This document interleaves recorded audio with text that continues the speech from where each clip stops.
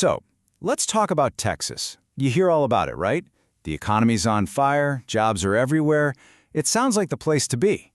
But here's the paradox. For a whole lot of folks on the ground, that boom doesn't feel like a boom. Financial security? It feels like it's getting further and further away. Let's get into it. Yeah, this one hits home for a lot of people, doesn't it? It feels like you're just treading water.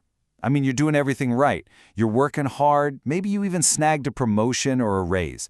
But at the end of the month, you look at your bank account and nothing's changed. You're just stuck, kicking as hard as you can just to stay afloat. And this feeling, this cycle, we're calling it the financial Texas two-step. You know the dance, right? Well, this version is a little different. It's that super frustrating move where you take one big step forward, say with a new job or a pay bump, and then, whoops, the cost of everything else pulls you right back to where you started. Okay, so this is important. We're not just talking about some vague feeling of stress here. This isn't just in your head. The Texas two-step, it's a real, measurable thing that you can actually see when you look at the cold, hard data. So here's what it boils down to.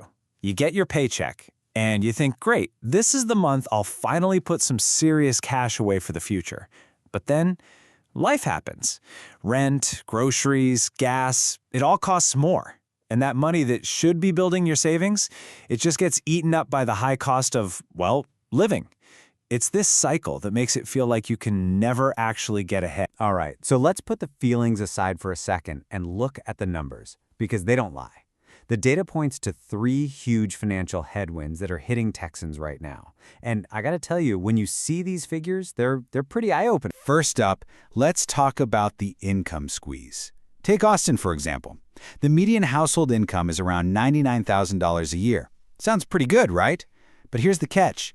To actually live comfortably there, without that constant knot of financial stress in your stomach, you need to be making closer to $114,000. That's a $14,000 gap. That's the comfort gap. And that's the money that just seems to vanish into thin air between housing, bills, and just putting food on the table. Okay, the next headwind is what we call the protection gap. And this number, wow, almost 22% of people in Texas don't have health insurance. To put that in perspective, that's nearly 1 out of every 4 people you meet. It's almost 3 times the national average. What that really means is that millions of families are walking a financial tightrope with no safety net. One bad accident, one serious diagnosis, and it's not just a health crisis, it's a financial wipeout. And the third big one, you guessed it, debt. Now, Texas is known for doing everything big, but this is one title you don't want. Get this, Austin, San Antonio, and Houston are ranked number 1, 2, and 3 for having the highest debt loads of any major city in the entire United States. Dallas is right there too, at number 6. I mean, this isn't just some local issue, it's a full-blown crisis. So, okay, that's the problem. It's a bit grim, I know, and the data backs it all up. But just staring at the problem doesn't fix it, right? It's time to change the dance. It's time to learn some new moves, a totally new choreography that's actually built for the way things are today. So, that first new move, it's all about tackling that income gap, and it starts with a huge mindset shift.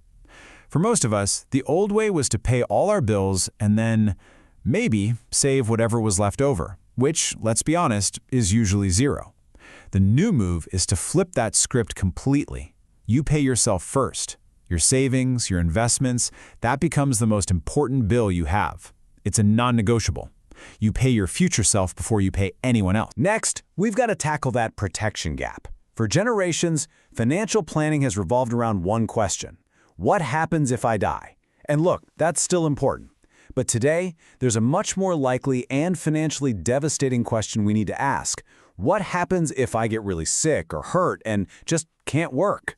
Think about it. Your income stops, but the bills, they keep coming. That's the modern risk. And the answer to that new question is a modern type of protection that has something called living benefits. It's a real game changer. The simplest way to think about it is, it's life insurance you don't have to die to use. Let's say you have a qualifying critical illness, like a heart attack or a cancer diagnosis. You can actually access a chunk of your policy's death benefit while you're still living. It's your money, available to you when you need it most. And this isn't some abstract concept. It's a real, tangible financial lifeline. This is money you can use to cover the deductibles and copays your health insurance leaves behind. It's money to pay the mortgage so you don't have to worry about losing your home.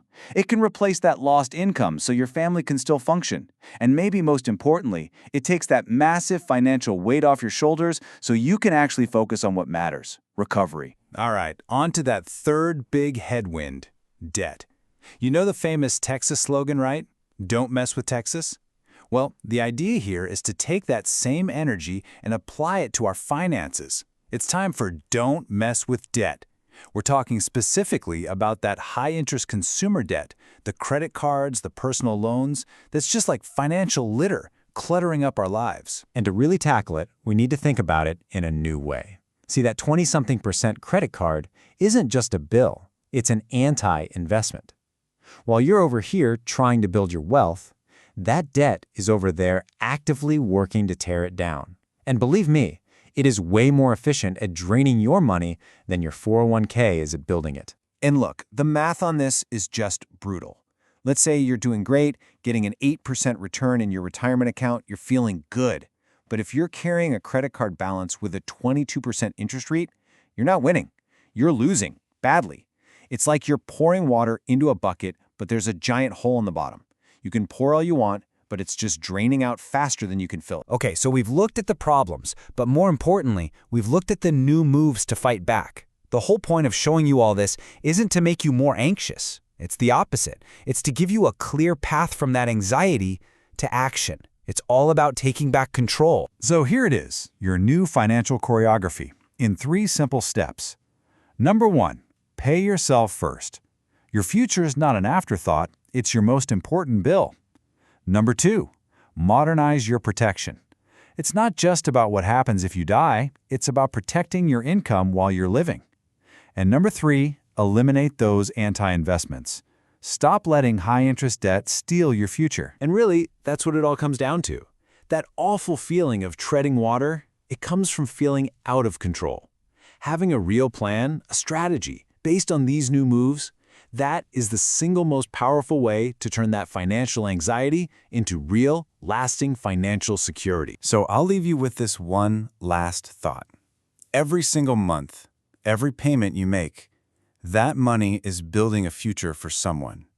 Your mortgage payment is building the bank's future. Your credit card payment is building the lender's future. The question is, whose future are you building? Is it yours? Something to think about.